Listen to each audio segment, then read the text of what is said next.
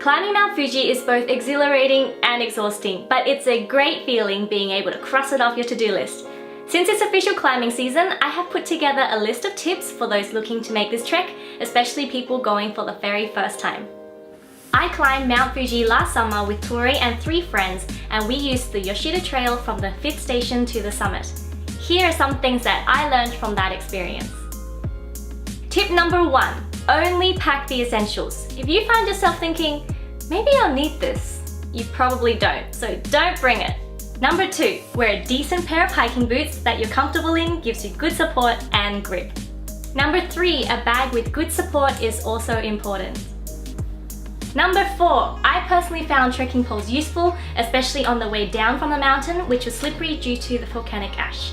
Tip number 5, you could consider using gloves to protect your hands. I did when I went, and they proved to be especially useful around the 8th station when we had to climb up rocky terrain. It also helped to keep my hands warm when it got colder.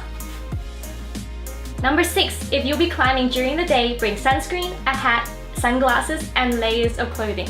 It gets hot while you're moving, but can be cold during rest stops and when you're climbing through the clouds. Number 7, if you'll be climbing through the night, bring a headlamp so you can see and stay safe in the dark. Number 8, if you'll be staying in one of the mountain huts, be prepared to sleep next to complete strangers, unless you're staying in a private room with your group, which is what we did. Earplugs and eye masks can also help to block out potential snoring and light. Number 9, very important. Stay well hydrated, pack lots of high protein snacks, and bring drinks such as Aquarius to keep your sodium levels up. Tip number 10, things get more expensive as you get higher up, like water and food, so just keep that in mind. Speaking of cost, tip number 11, bring some coins with you, because you are expected to pay typically 100 to 200 yen to use the toilet facilities on the mountain. Also, toilets are far and few between, especially on the way down, so make sure you go when you get the chance. Number 12, leave time and energy to come back down the mountain. The descent is challenging too and can be harder on the knees because you can easily slip and slide. Number 13, of course I encourage everyone to push on to the end, but if you do get hit with altitude sickness, really listen to your body, because like I said, the descent is tricky too.